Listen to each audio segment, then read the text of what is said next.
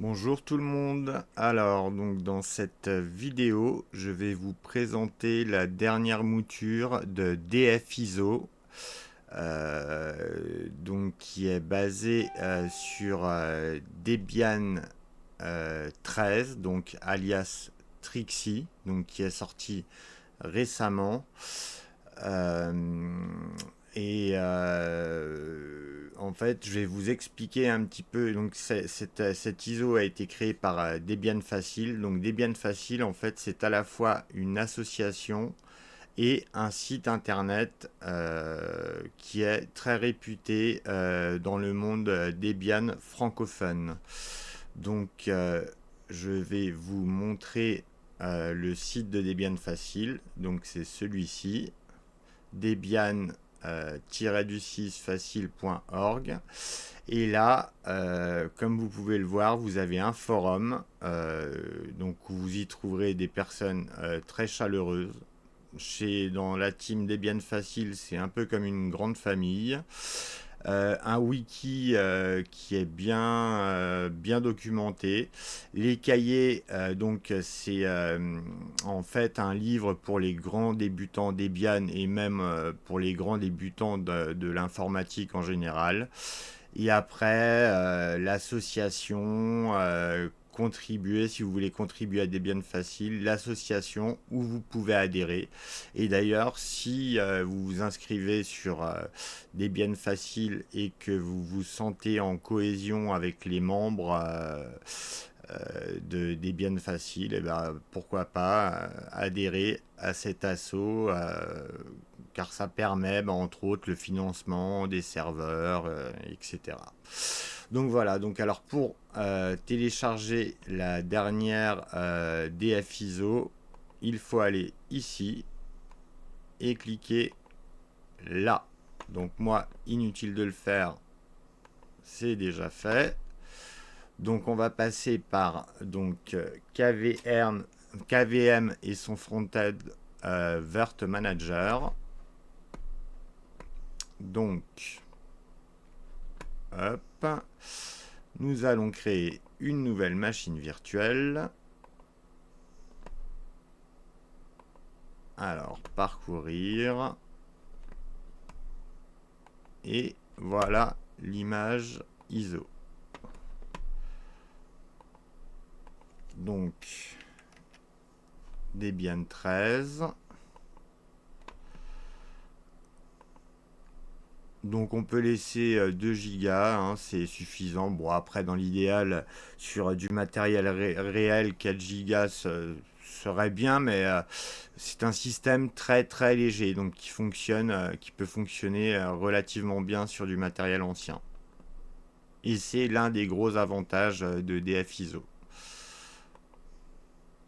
Alors, donc, nous allons sélectionner notre propre disque dur virtuel, donc qui est ici.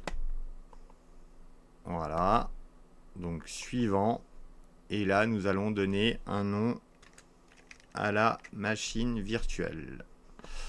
Donc, on va vérifier que toute la configuration est bien est nickel. Ça, c'est bon. Bam, bam, bam, bam. Tout est bon. Hop. Donc, on va lancer directement l'installation. Donc, en classique. Alors, donc, France, français.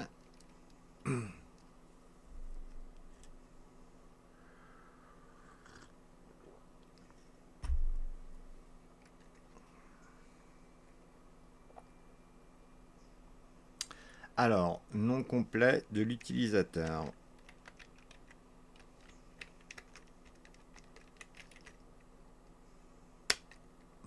Donc, Bisty, c'est bon.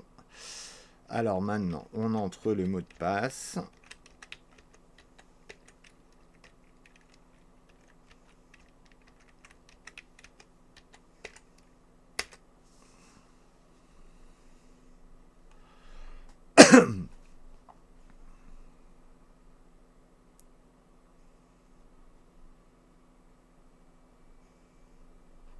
Alors, donc, on va faire un partitionnement assisté.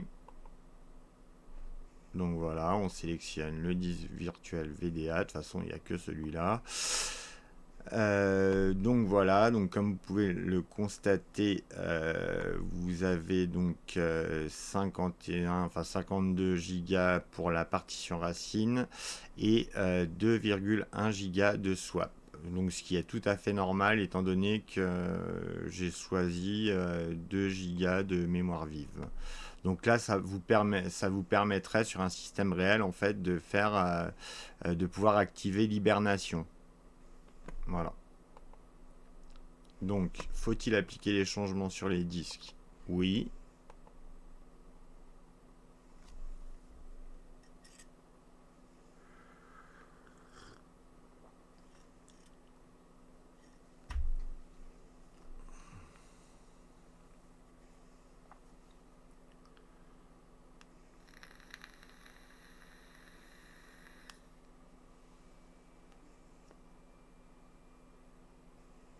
Donc oui, pendant l'installation du système, on va mettre la vidéo en pause.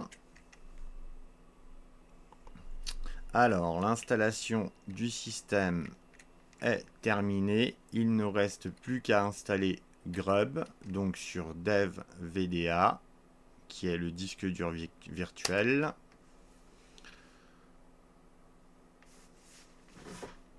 Donc Grub, c'est le programme en fait d'amorçage.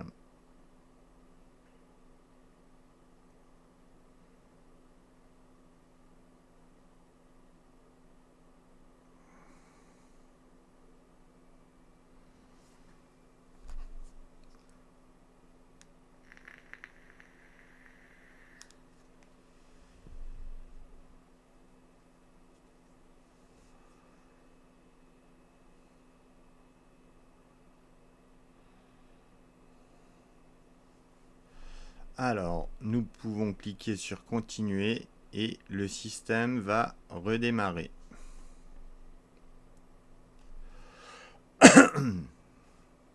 Alors, donc, on appuie sur, on clique sur Debian facile.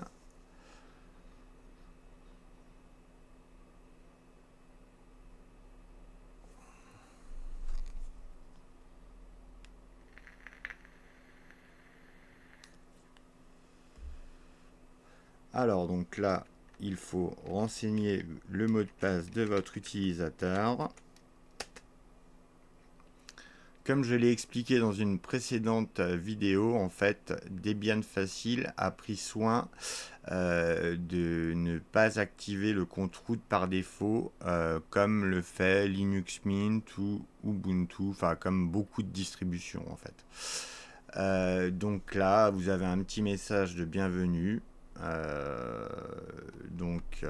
Voilà, avec manuel de l'utilisateur, les cahiers du débutant. Donc si vous êtes vraiment un débutant, c'est ça que je vous conseille de consulter. D'ailleurs, vous pouvez retrouver en fait toute la documentation ici. Voilà. Donc, bien, bonne découverte et à plus. En plus, un petit message sympathique. Donc voilà. Donc comme vous pouvez le voir, l'image, le fond d'écran est plutôt sympa. Donc dans un premier temps, ce qu'on va faire, nous allons changer la résolution. Alors, pour ce faire, on va aller sur la petite roue dentée, donc où il y a la plupart des composants pour régler les paramètres du système et quelques options administratives. On va dans affichage et donc on va mettre la bonne résolution. Hop, appliquer. Voilà, c'est quand même mieux. Alors du coup, donc là, si vous avez vu la précédente vidéo sur DFISO, vous avez donc la zone de notification. Donc là, c'est pour le réseau. Donc entre autres, vous retrouverez carte Ethernet ou Wi-Fi. Là, c'est pour régler le volume, monter, descendre, enfin, vous voyez. Et puis après, vous pouvez faire des réglages plus fins en allant dans propriétés. Enfin, vous avez un, je crois, pas vu contrôle d'installer. Ça, c'est pour la batterie si vous en avez une. Et là, pour l'heure. Et le dernier bouton, c'est pour l'extinction.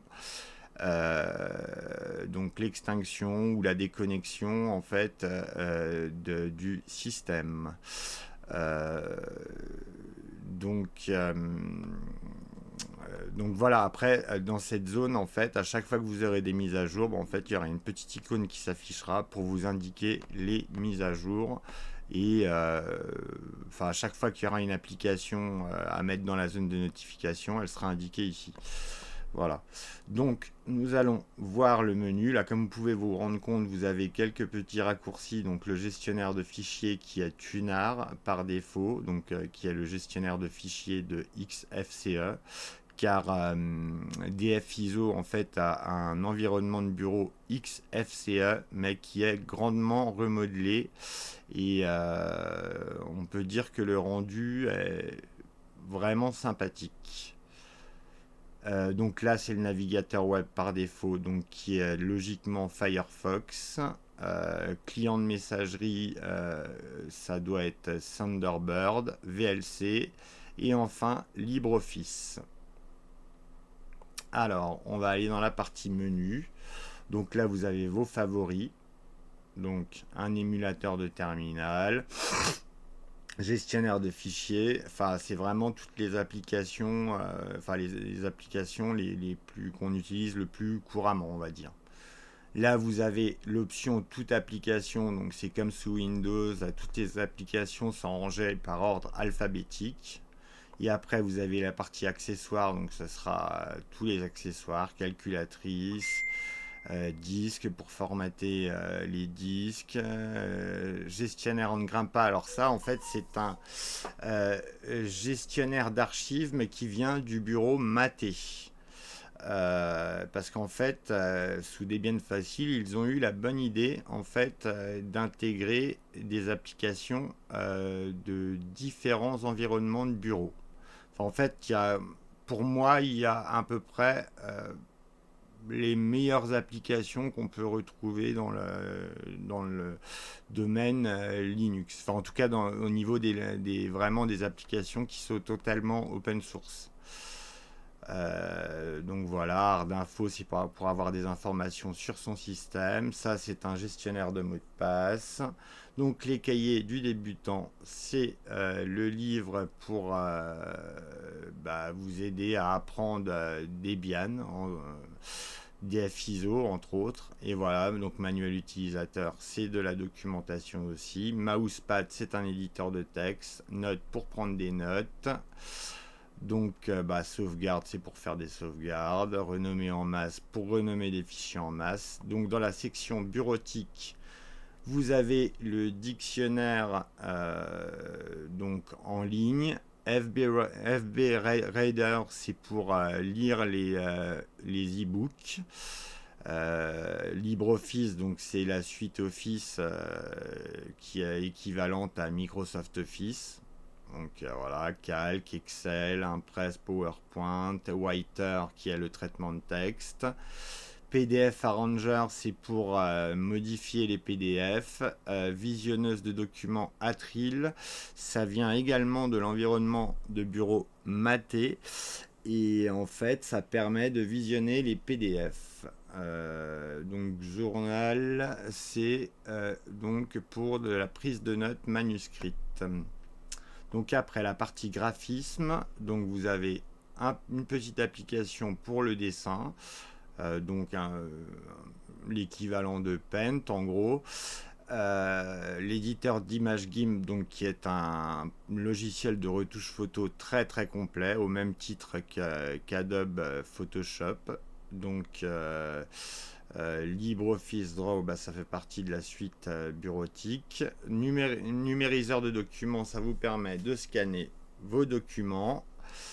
Shotowell, c'est une galerie photo, en gros, où vous pouvez organiser vos photos par date, de plein de manières différentes. Et visionnage d'images Ristrero, c'est quand vous irez consulter vos fichiers par le gestionnaire de fichiers Tunar, en fait, dès que vous double-cliquerez sur une image, en fait, c'est ce programme qui ouvrira l'image. Voilà. Donc Internet, vous avez Firefox ESR. Donc en fait, Firefox ESR, c'est des versions en fait avec un support à long terme. Donc c'est ce qu'on retrouve sous Debian, hein, c'est du solide. XChat, c'est un client IRC. Thunderbird, c'est le client donc de courrier, d'email. Transmission, c'est un client BitTorrent, enfin Torrent. Voilà, d'ailleurs, hein, comme vous pouvez le voir, hein, si vous attendez un peu, vous avez le descriptif de chaque application, hein. Donc, jeu, bah, vous avez une sélection de jeux qui est plutôt sympathique. Donc, dans multimédia, alors Asunder, c'est pour ripper en fait les CD audio. Donc vous pouvez ripper avec plein de formats différents, MP3, OGG Vorbis, des FLAC, tout un tas de formats. Cheese, c'est pour se prendre en photo via sa webcam. Et après, il y a plein de comment vous pouvez déformer votre visage. Enfin, c'est une application assez sympathique. Contrôleur de volume, donc je suppose que c'est pas vu contrôle, donc c'est une application assez complète pour contrôler le volume. Donc le lecteur multimédia VLC, en principe, tout le monde connaît. C'est vraiment le couteau suisse du multimédia. Il lit tous les formats. C'est un logiciel qui est très très impressionnant. Donc Box, c'est le lecteur audio qui permet de lire donc des fichiers localement mais également sur internet comme des radios, Last FM et plein d'autres choses. Vous pouvez rajouter des modules complémentaires et vous pouvez également brancher votre iPhone avec Box. Il est reconnu sur Box. XFburn, c'est un programme alors propre à XFCE qui permet la gravure de CD DVD. Et donc dans paramètres, bah, vous trouverez tout ce qui est paramètres en fait de l'environnement de bureau et plus encore.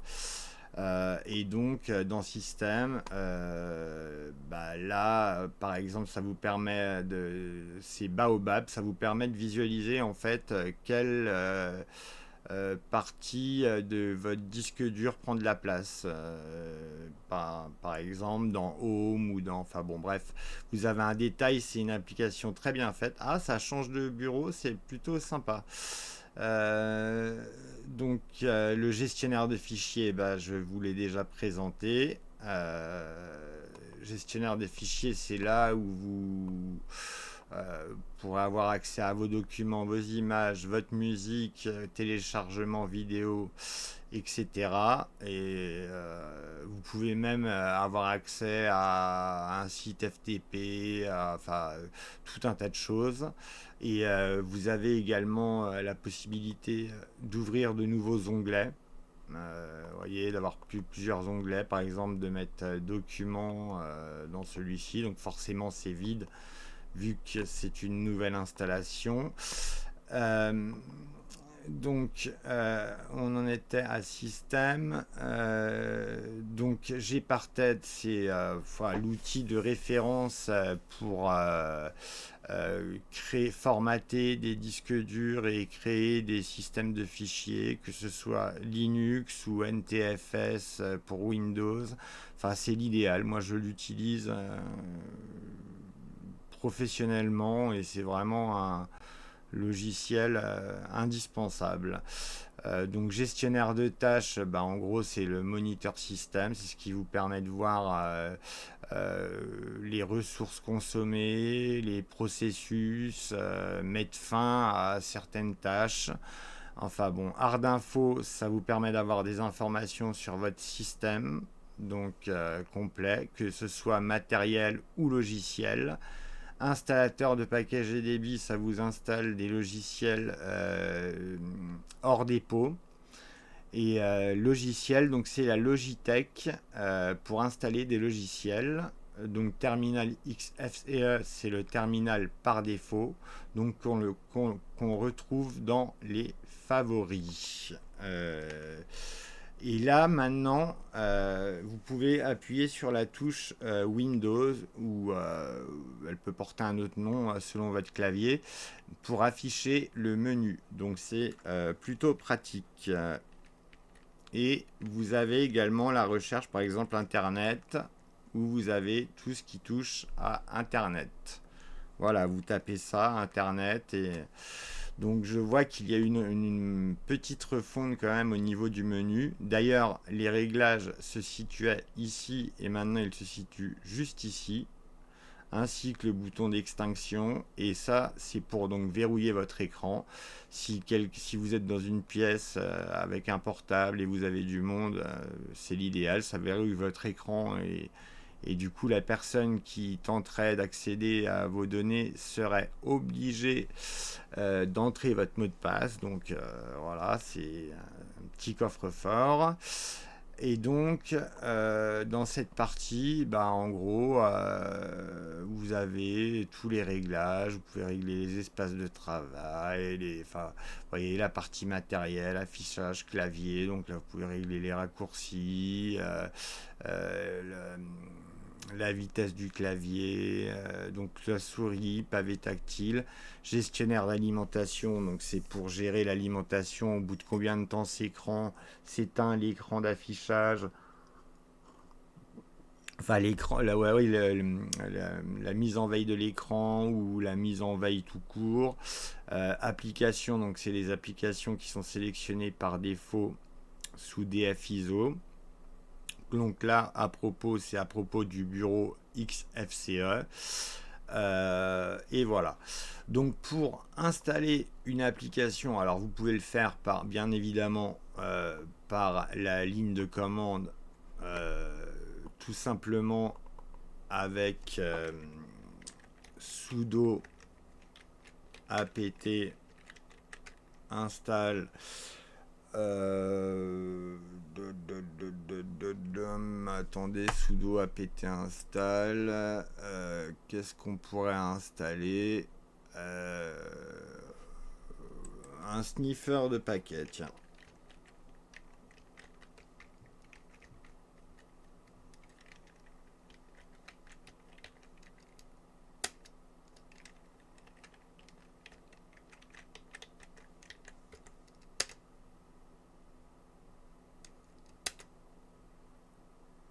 Alors, non.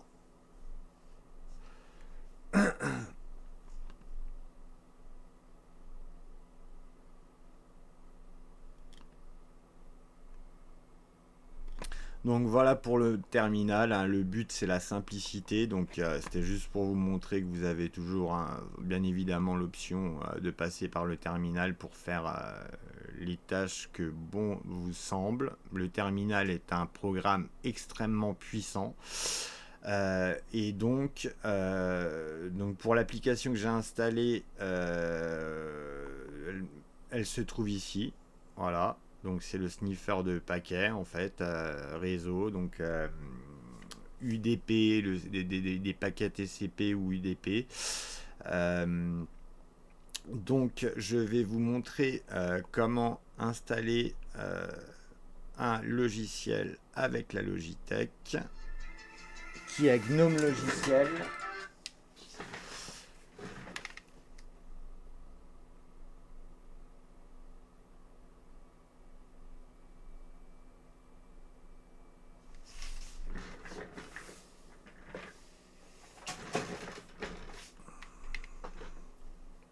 Alors là, ça met à jour le cache du paquet.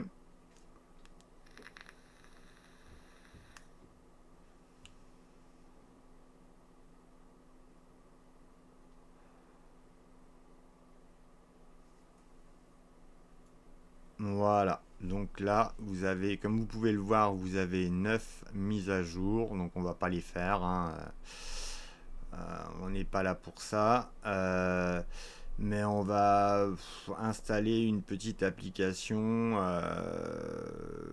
Par exemple, qu'est-ce qu'on pourrait installer? Euh,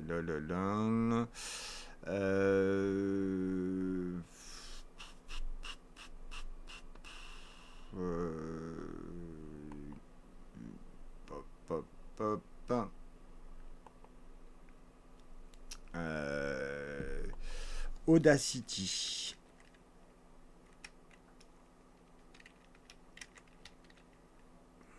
Voilà, Audacity. C'est un programme pour l'audio. Alors, donc, on rentre le mot de passe.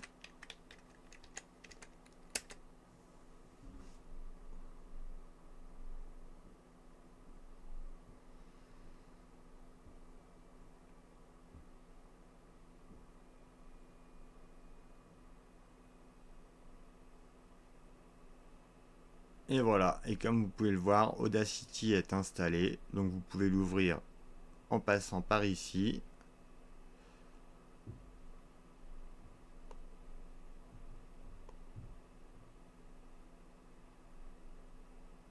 Et voilà, donc vous avez Audacity.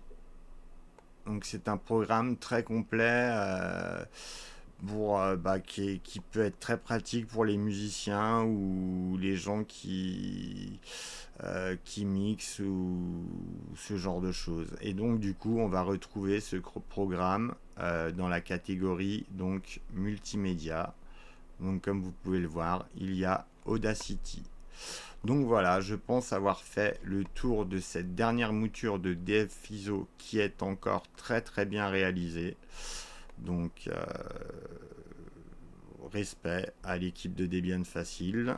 Donc on va arrêter le système. Comme vous pouvez le voir, il y a l'option déconnexion, redémarrer et mettre à jour et arrêter. Euh, bah du coup, euh, nous, on va ni mettre à jour ni arrêter. Parce que là, ça nous force à arrêter directement. Du coup, on va passer par le terminal et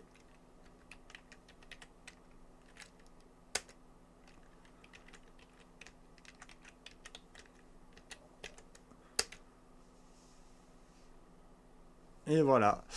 Donc, encore un grand respect par rapport à l'équipe de Debian Facile. Et sur ce, je vous souhaite une bonne fin de journée et vous dis à très bientôt. Au revoir.